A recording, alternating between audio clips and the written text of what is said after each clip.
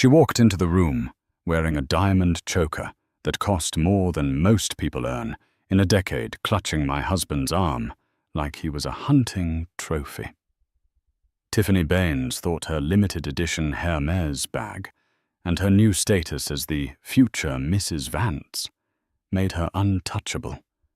She laughed right in my face, calling me a penny-pinching nobody who didn't belong in high society. She didn't know the truth. She didn't know that the luxury hotel we were standing in, my father built it.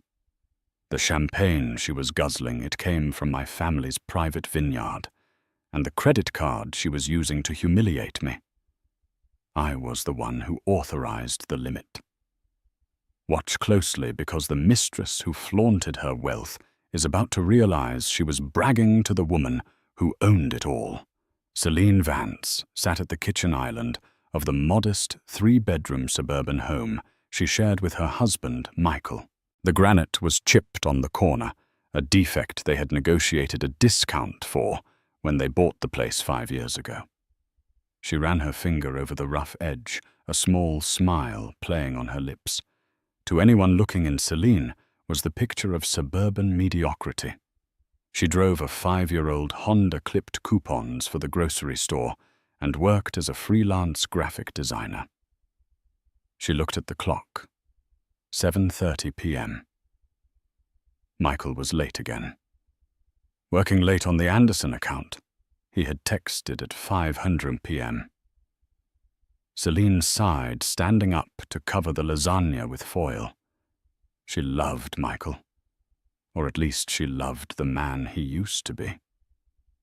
When they met in college, Michael Vance was a scholarship student with holes in his shoes and a fire in his belly.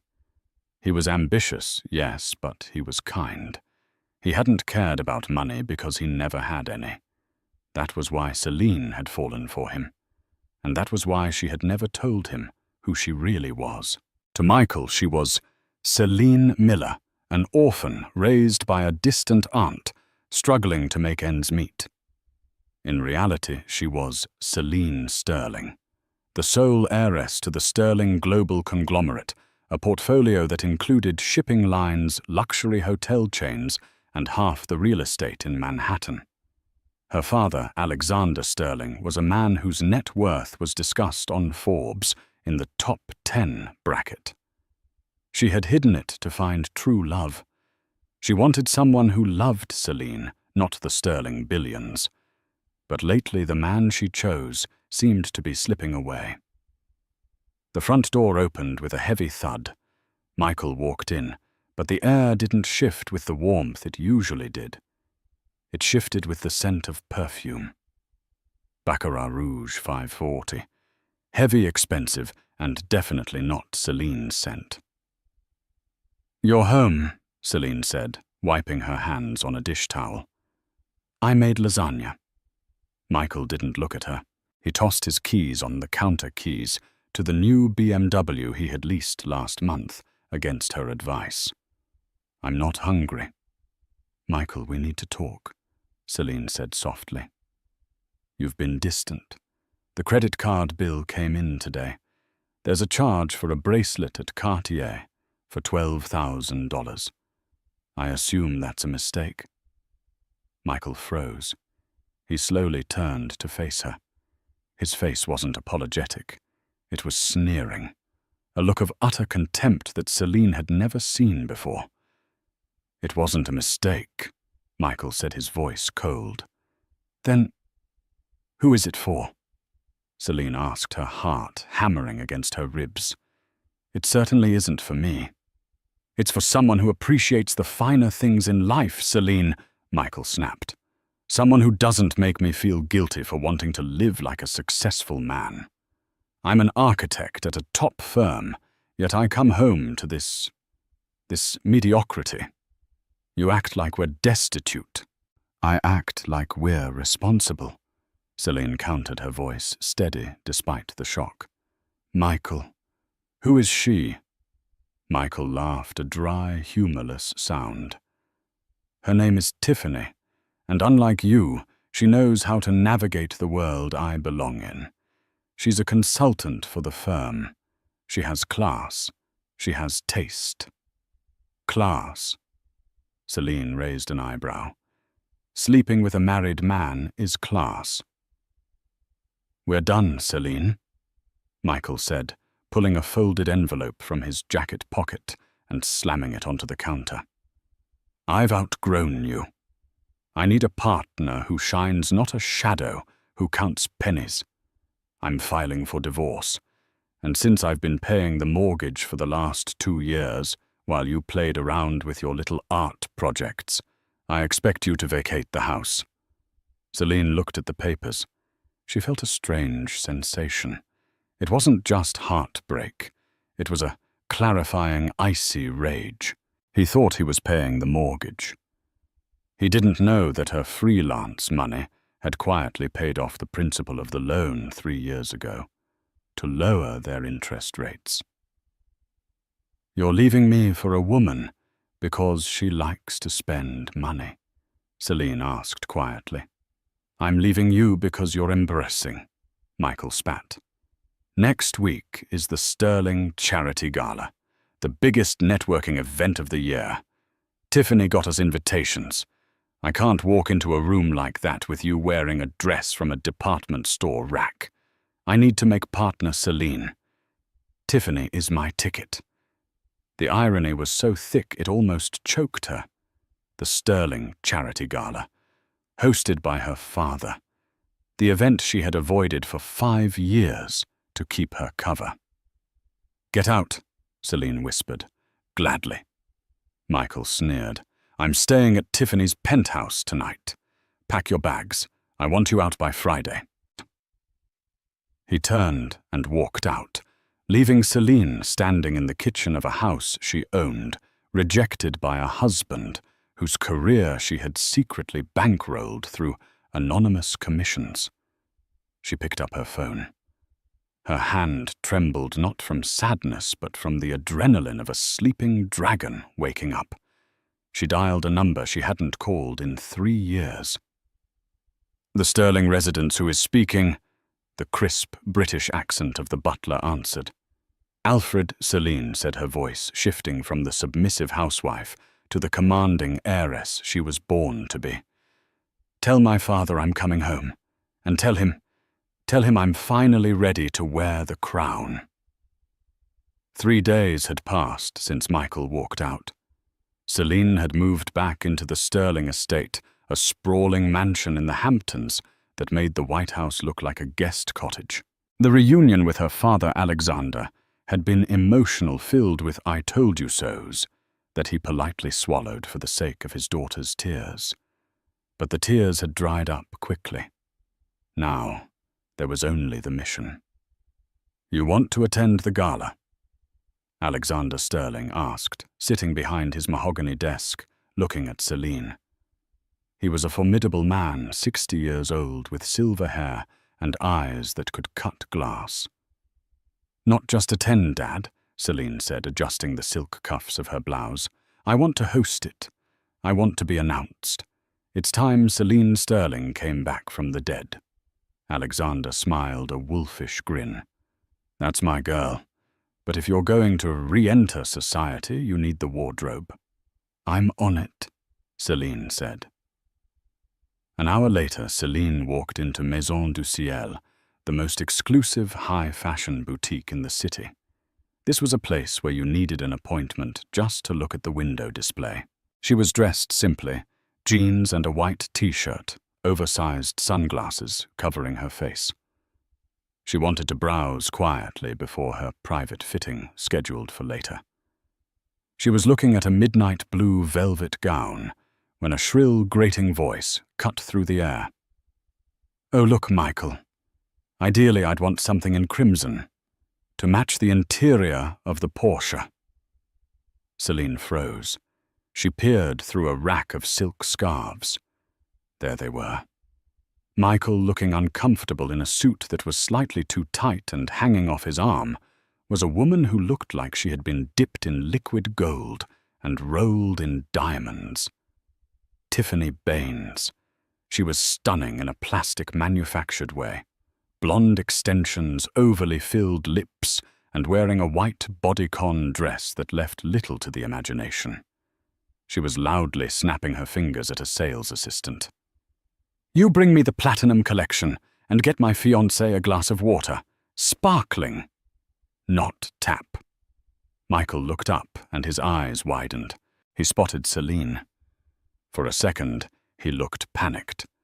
Then, seeing her jeans and t-shirt, his arrogance returned. He whispered something to Tiffany. Tiffany whipped her head around her eyes, scanning Celine up and down with a look of pure disgust. They walked over. "Well, well," Tiffany said, her voice dripping with faux sweetness. "Michael told me his ex-wife was plain, but he didn't tell me she was homeless." Celine stood her ground. "Hello, Michael. Tiffany, I assume." "That's Miss Baines to you." Tiffany scoffed. She lifted her hand, flashing a ring. It was a gaudy yellow diamond. "Michael just bought this. It cost more than that sad little car you drive." "What are you doing here? The charity bin is 3 blocks down." "I'm shopping," Celine said, calm. "Just like you."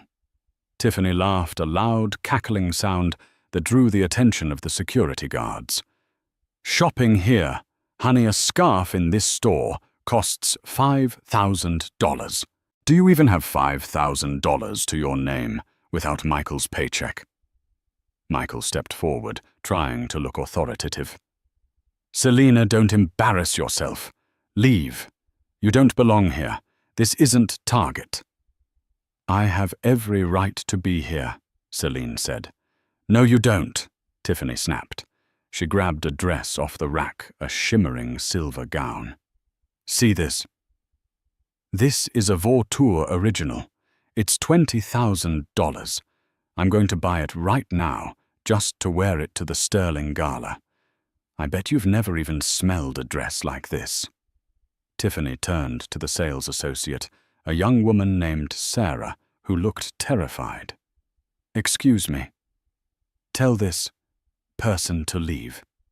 She's disturbing the high-end clientele. She obviously can't afford anything." Sarah looked at Celine, then back at Tiffany. "Ma'am, everyone is welcome to browse. I spend $50,000 a month in this district," Tiffany screamed, causing other shoppers to gasp. "If you don't kick this peasant out, I will call the owner. I know people. My fiancé is a top architect." Michael looked nervous now. "Tiffany, babe, maybe we just ignore her." "No, I want her out." Tiffany got right in Celine's face. The smell of her perfume was suffocating. "Listen to me, you little mouse. You lost. Michael is mine. The money is mine. The life is mine. You are nothing. You are a nobody who coupons for cat food. Now get out of my sight before I have security drag you out."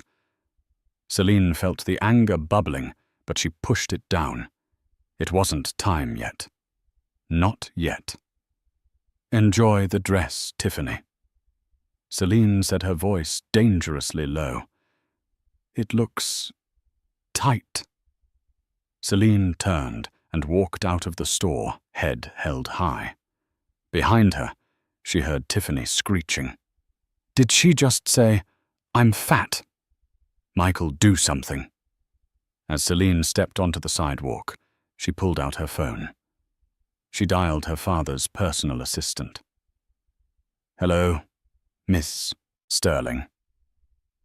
"Hi, Jessica," Celine said, looking back at the boutique window where Tiffany was aggressively waving a credit card.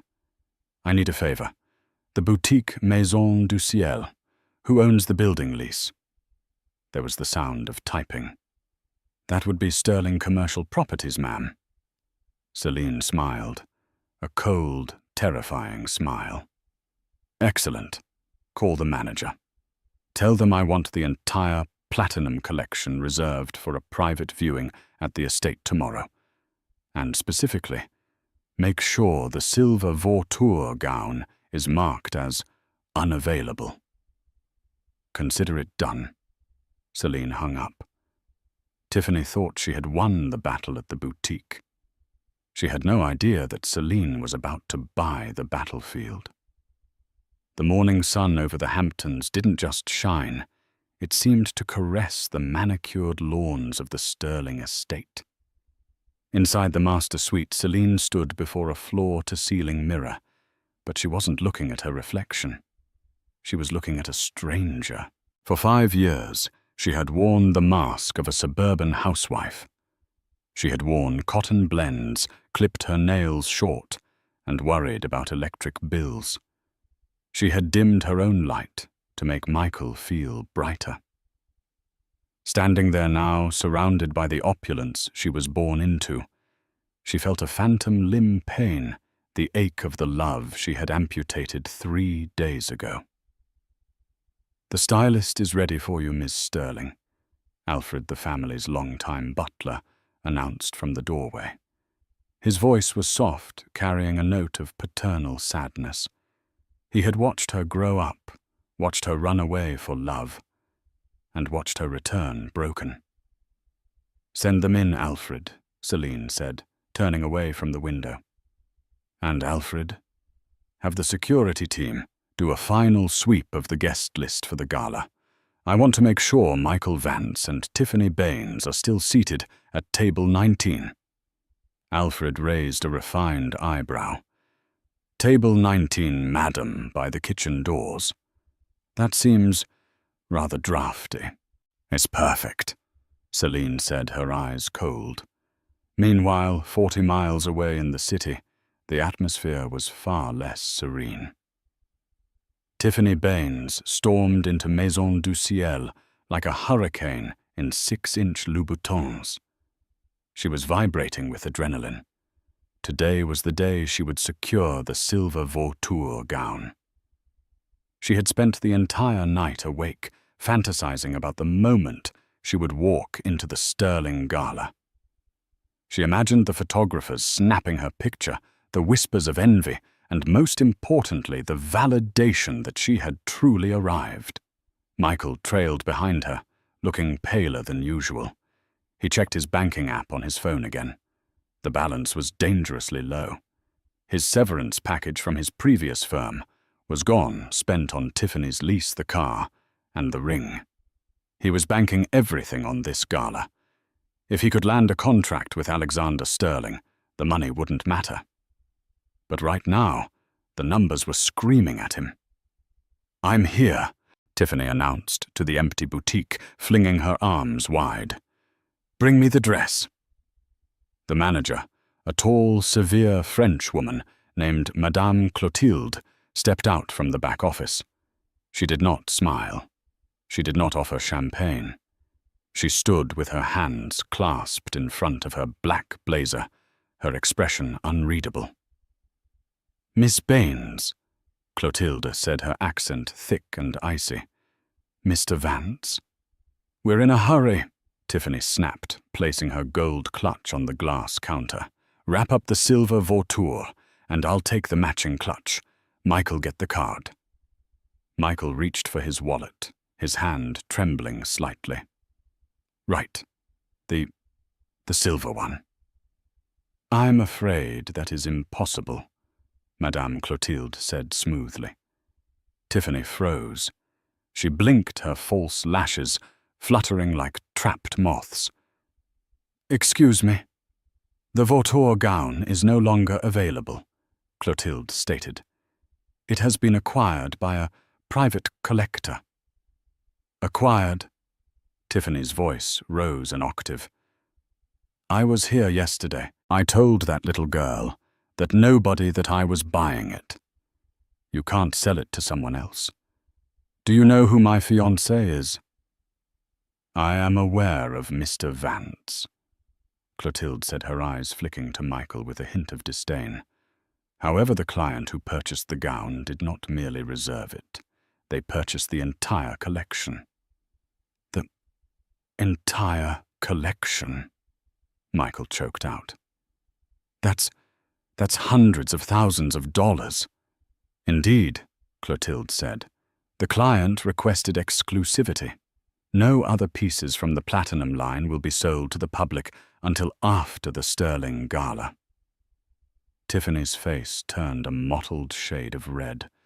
The vein in her forehead began to throb. This is discrimination. Who bought it? Who is she? Is it a celebrity? I bet it's some washed-up actress. I am not at liberty to disclose the client's identity, Clotilde said, signaling to the security guard near the door. However, she did leave a message for you, Miss Baines, specifically for you. Tiffany paused, her chest heaving. A message? Clotilde picked up a small cream-colored card from the counter. She read it aloud, her voice devoid of emotion. Tell Miss Baines that true class cannot be bought off a rack. It is inherited, or earned. She has done neither. Tiffany screamed. It was a primal, frustrated sound that shattered the quiet elegance of the store. She swept her arm across the counter, knocking over a display of perfumes. Bottles shattered, the scent of jasmine and amber filling the air. Tiffany. Michael grabbed her arm, looking around in panic. Stop it. You're making a scene. I don't care, Tiffany shrieked, pulling away. They humiliated me. Someone is laughing at me. Michael, fix this by the store. Do something. Ms. Baines. Clotilde said, her voice dropping to a lethal whisper. You have 5 seconds to leave my boutique before I have you arrested for destruction of property. And believe me, with the owner, we have the lawsuit will bury you. Michael dragged a sobbing, cursing Tiffany out of the store and onto the hot pavement. He felt a pit in his stomach. He looked at the woman he had destroyed his marriage for, mascara running down her face, screaming obscenities at a doorman. For the first time he wondered if Celine was doing okay. Celine who never raised her voice. Celine who made him tea when he was stressed. No, he shook the thought away. Celine is the past. Tiffany is the future. We just need to get through this gala. It's okay, baby.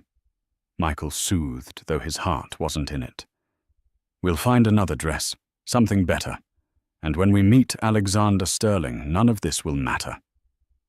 They didn't know that Alexander Sterling was currently sitting in his library, laughing as Celine recounted the story of the dress. You're vicious, my dear, Alexander said, sipping his scotch. I learned from the best, Dad, Celine replied, staring into the fire. But the dress was just the appetizer. The main course is tomorrow night. The Sterling Charity Gala was not just a party, it was an institution, held in the grand ballroom of the Sterling Imperial Hotel. It was the night when the titans of industry, politics, and old money converged to congratulate themselves on their philanthropy. The ballroom was a masterpiece of design. 10,000 white orchids hung from the ceiling, interspersed with crystal chandeliers that dripped light like liquid diamonds. The floor was polished marble, and the air smelled of expensive perfume, beeswax, and power. At 7:45 p.m., the guests began to arrive. Rolls-Royces, Bentleys, and Maybachs lined up outside the velvet ropes.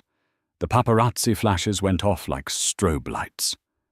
Michael and Tiffany arrived in a stretch limousine.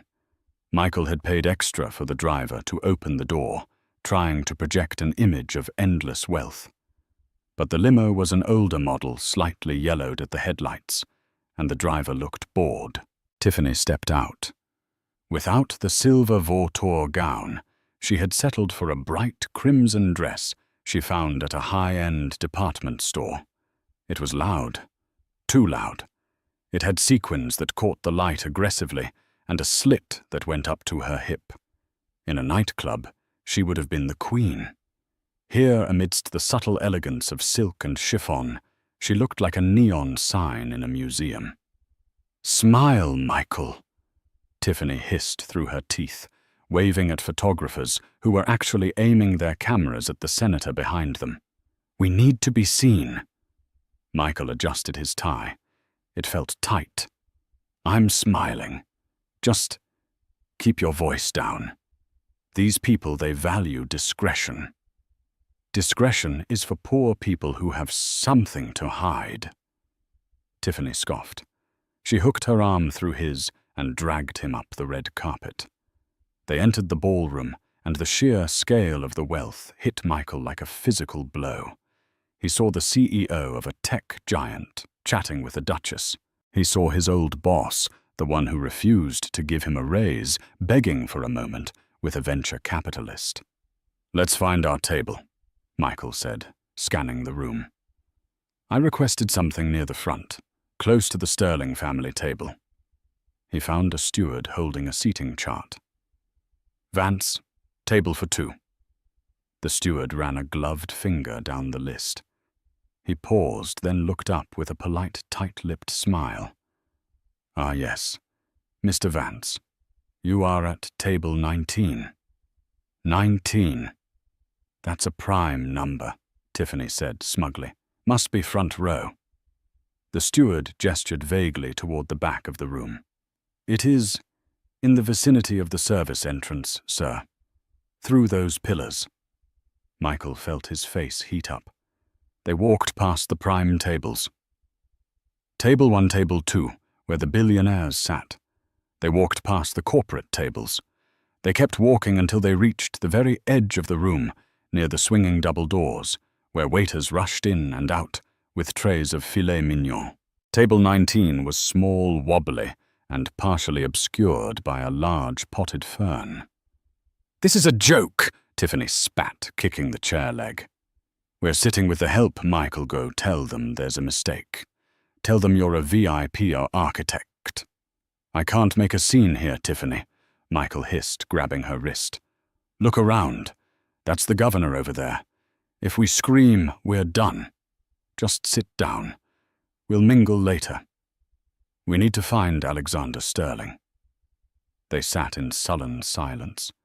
Tiffany downed a glass of champagne in one gulp and signaled for another. Michael scanned the room, desperate to make eye contact with anyone important. Suddenly, the lights in the ballroom dimmed. The murmur of conversation died down instantly. A hush fell over the room, heavy with anticipation. The orchestra, which had been playing soft jazz, swelled into a dramatic orchestral crescendo. A spotlight hit the top of the grand staircase on the far side of the room. The master of ceremonies stepped up to the microphone. "Ladies and gentlemen," his voice boomed, "please welcome your host for the evening, the chairman of Sterling Global, Mr. Alexander Sterling." Applause rippled through the room, polite and respectful. Alexander appeared at the top of the stairs, looking regal in a tuxedo. He waved, descending a few steps. And the MC continued, his voice rising with excitement, "Making her return to public life after 5 years abroad, the sole heiress to the Sterling Empire, his daughter." Michael frowned. "Daughter? I didn't know he had a daughter. I thought he was estranged from his family." "Who cares?" Tiffany rolled her eyes. "Probably some spoiled brat." Then she stepped out. The breath left Michael's body. The woman at the top of the stairs was a vision. She was wearing the silver vautour gown, the very dress Tiffany had screamed for yesterday. On this woman, it didn't look like a dress. It looked like liquid starlight draped over a statue. Her hair, dark and glossy, cascaded down her back in waves. She wore a necklace of sapphires and diamonds that glittered so intensely it was hard to look directly at it. She held her head high, radiating a power that made the air in the room feel thinner. She looked like a queen surveying her subjects. She began to descend the stairs, her hand resting lightly on her father's arm. Michael squinted. The lighting was dramatic, casting shadows. There was something familiar about her walk, the tilt of her chin. That dress, Tiffany gasped, clutching the tablecloth. That bitch. That's my dress. She's the one who bought it. Quiet, Michael whispered, leaning forward. His heart was hammering a frantic rhythm against his ribs. Tiffany, shut up. The woman reached the bottom of the stairs.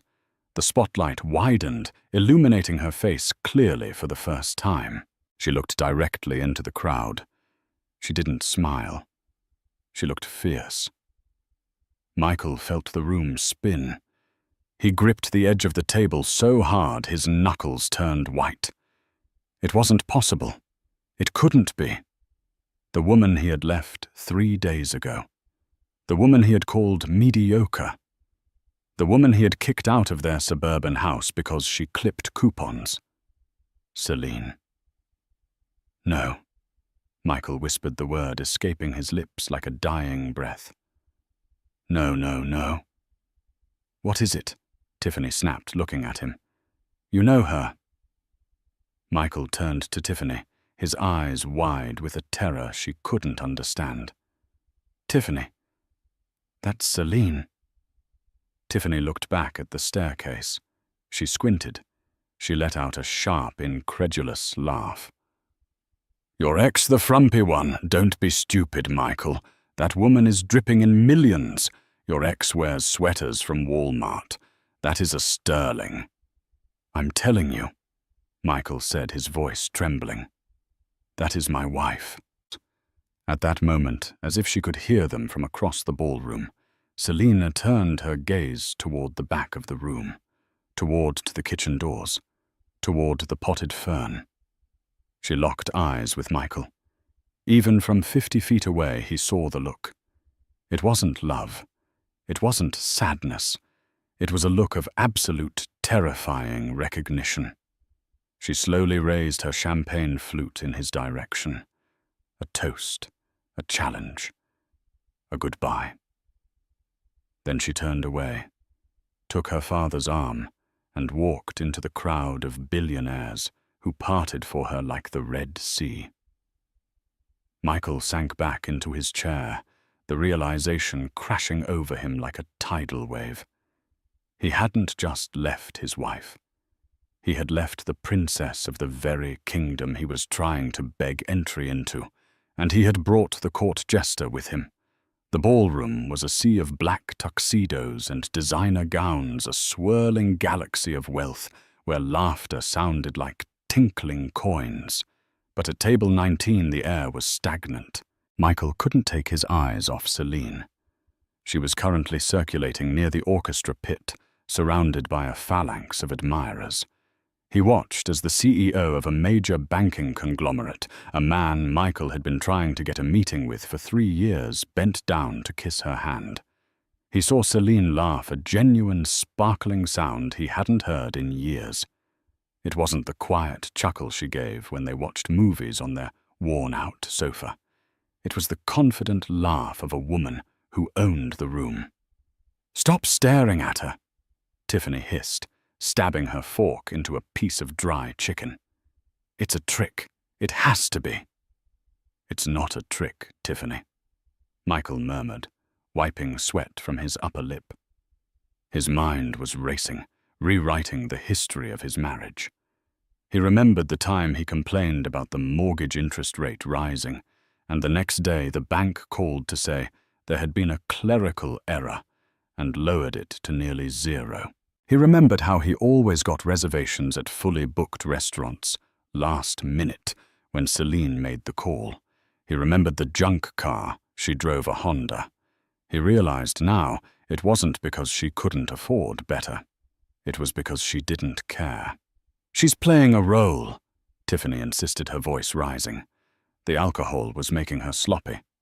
"She's probably a hired actress, or maybe she's sleeping with the old man. That's it. She's Alexander Sterling's sugar baby, and they're passing it off as a father-daughter thing to save face. Disgusting." "Tiffany, keep your voice down," Michael begged, looking around. "You don't understand. If that is really Celine Sterling, my career is over. I'm trying to get a contract with her father's company tonight. If she tells him what? Tiffany snapped. That you upgraded, that you left a boring housewife for a woman with style, any man would understand that. She stood up, smoothing down her sequined red dress. I'm going to the bathroom, and on the way back I'm going to walk right past her. I want to see the panic in her eyes when she realizes we aren't afraid of her. Tiffany, don't. But she was already walking away, her hips swaying aggressively, cutting a path through the crowd like a crimson blade. Michael sat alone at the wobbly table. He felt small. He looked at the portfolio case under his chair, filled with his architectural designs. He had felt so proud of them this morning. Now they felt like drawings made by a child in crayon. Across the room, Celine saw the flash of red sequins approaching. She didn't flinch. She was currently speaking with Mr. Henderson, the head of the City Zoning Board. "And the proposal for the waterfront park?" Celine asked softly. "Approved, Ms. Sterling." Henderson beamed. "Anything for the community." "Excellent." Celine's eyes shifted. She saw Tiffany coming. Tiffany wasn't going to the bathroom. She was making a beeline for Celine. The crowd naturally parted, sensing the friction. Tiffany stopped 3 feet away from Celine. Up close, the difference was brutal. Tiffany's makeup was heavy, cracking slightly under the heat of the lights. Celine's skin looked like porcelain. Tiffany's dress looked like a costume. Celine's gown looked like art. "So," Tiffany said, her voice loud enough to stop the conversations nearby. "You clean up nice. Who paid for the rental?" The circle of elites around Celine fell silent.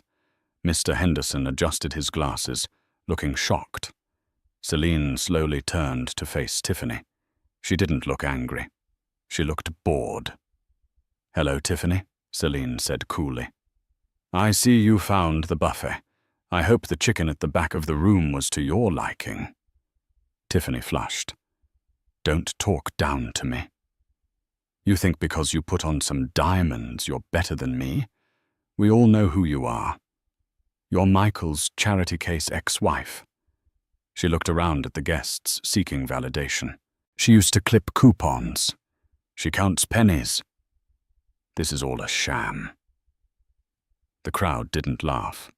They stared at Tiffany with a mixture of pity and disdain. In this world, discussing money so crudely was the ultimate sin.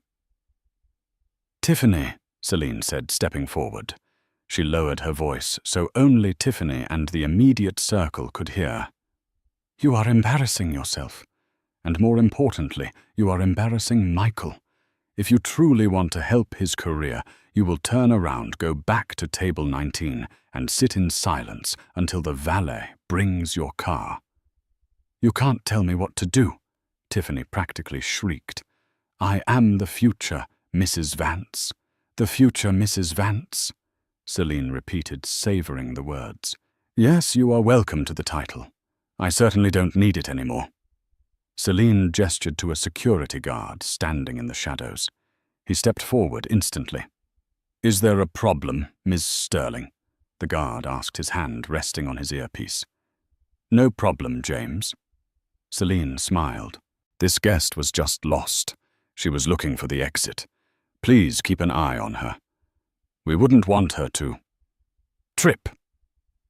Tiffany opened her mouth to scream, but the sheer wall of social pressure slammed into her. Dozens of the most powerful people in the city were staring at her like she was a cockroach on a wedding cake.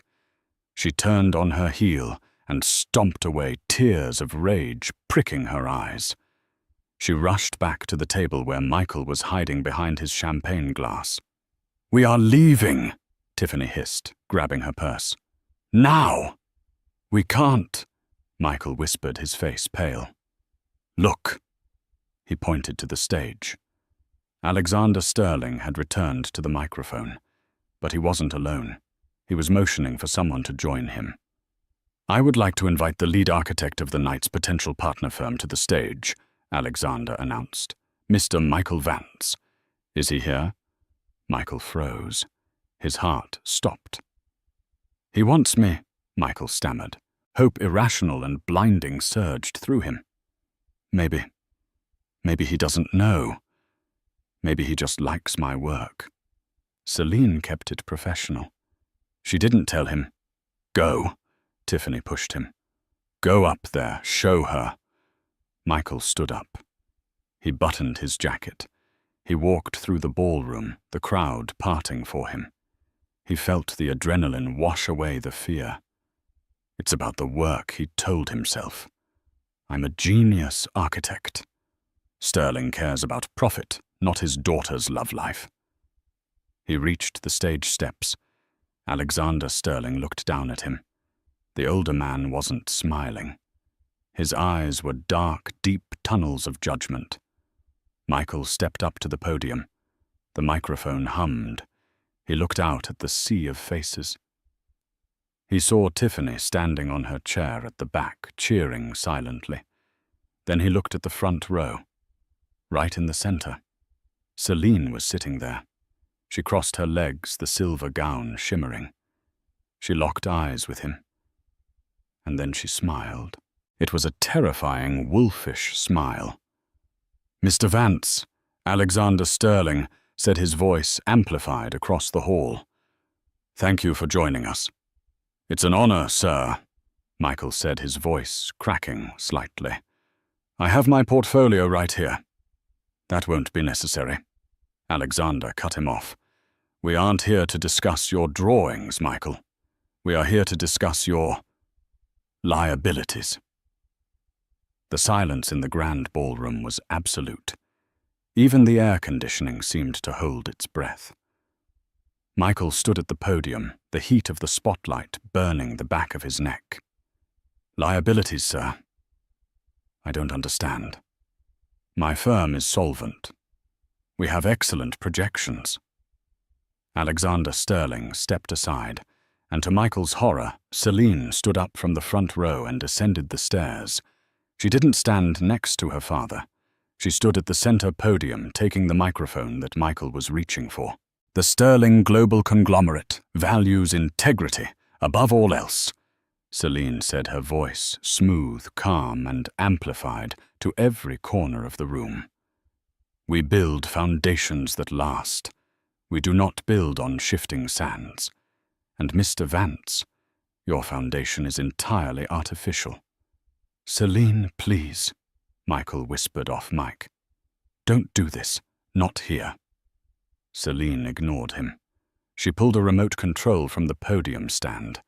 A massive screen descended behind them. Mr. Vance came here tonight believing he is a self-made man, Celine addressed the crowd. He believes his lifestyle, his car, and his ability to support a mistress are results of his architectural genius. Click. The screen flared to life. It showed a bank statement, a joint account under the name Vance Household. For 5 years, Celine narrated, I transferred funds into this account under the guise of freelance graphic design work. In reality, this money came from my private trust. It paid off the mortgage of our home in year 2. Michael, you thought you were paying the mortgage every month? No. You were paying into a savings account I set up for you. A savings account you liquidated 3 days ago to buy a yellow diamond ring.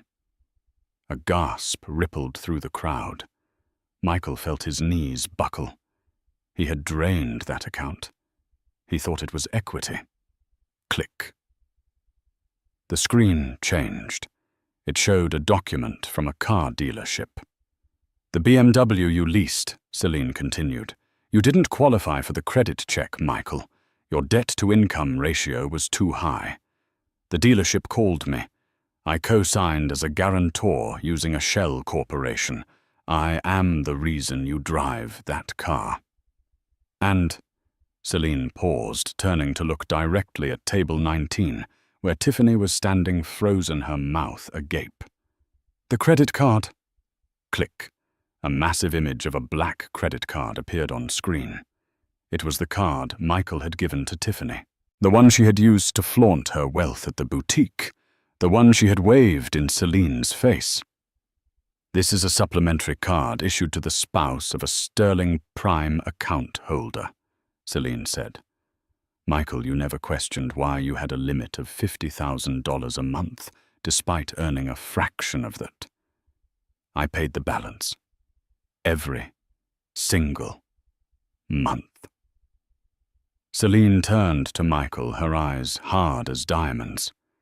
"You didn't buy that ring for your mistress, Michael. I did. You didn't take her to dinner. I did. Every expensive breath you have taken for the last 5 years was authorized by me because I loved you, and I wanted you to feel like a king." She leaned in closer to the microphone, her voice dropping to a lethal whisper that echoed like thunder. "But you didn't want a queen, Michael. You wanted a fan. And when you brought that woman," she pointed a manicured finger at Tiffany, "into the boutique owned by my family to buy a dress designed by my friend, using my money, you made a fatal error." Michael was trembling violently. He looked at the crowd. They weren't looking at him with respect anymore. They were looking at him like he was a fraud, a parasite.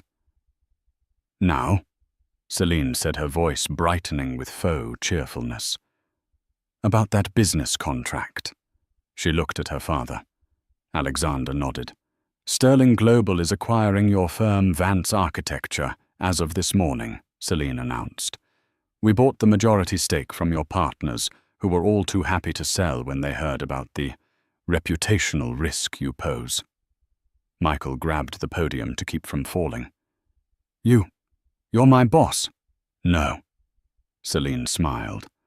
"I'm not your boss, Michael, because you're fired. And," she added, looking toward the back of the room, "Tiffany Baines!"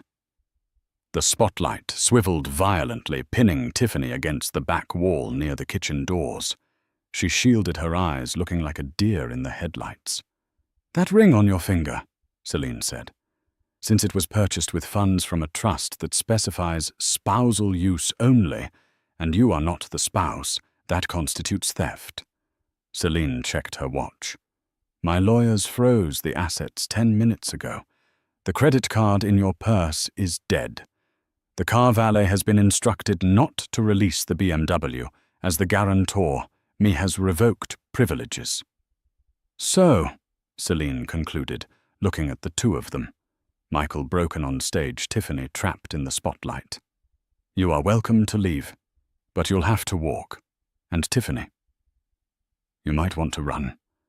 The ring is technically stolen property, and I believe the police are waiting in the lobby."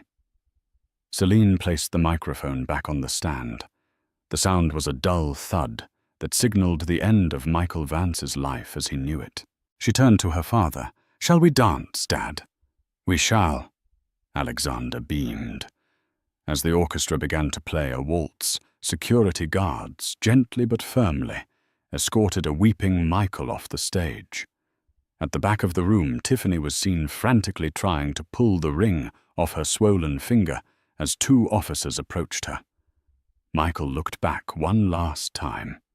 He saw Celine spinning in the arms of her father, the silver dress flaring out like a supernova. She didn't look back. She didn't look sad. She looked free. He walked out into the cool night air, his pockets empty, his future destroyed, and the echo of his own arrogance ringing in his ears. The heavy oak doors of the Sterling Imperial Hotel closed behind Michael and Tiffany, with a finality that felt like a prison sentence. The muffled sounds of the orchestra and the clinking of crystal faded, replaced by the harsh ambient noise of the city street. It was raining, a cold, miserable drizzle that slicked the pavement and soaked through Michael's thin tuxedo jacket instantly. "Do something!" Tiffany shrieked, her voice raw.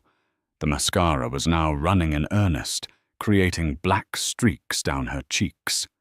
Call a car. Call a lawyer.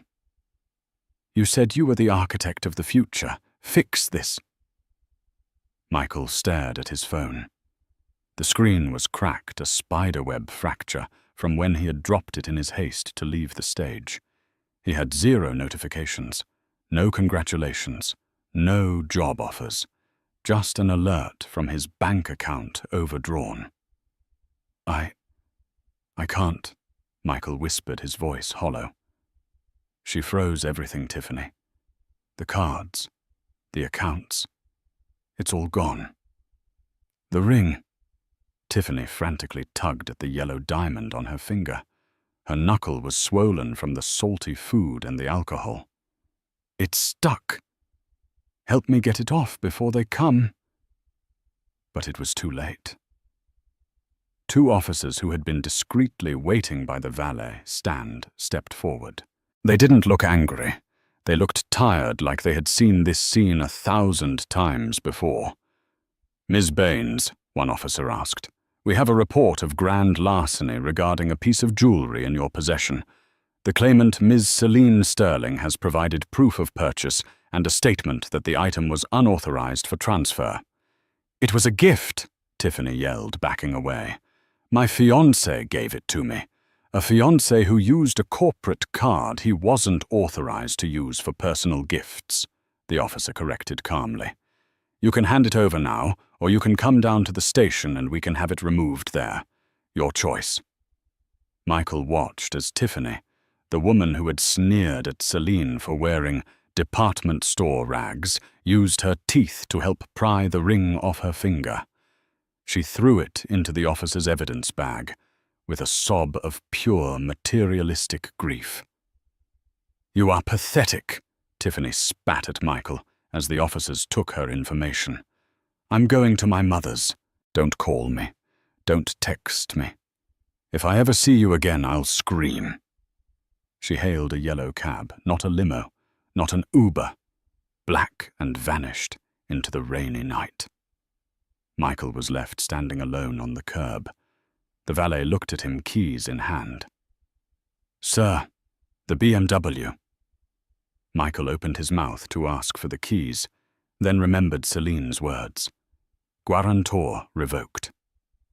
Keep it, Michael croaked. He began to walk. He walked for 40 blocks, his expensive Italian loafers blistering his feet, the rain ruining the silk lapels of his suit.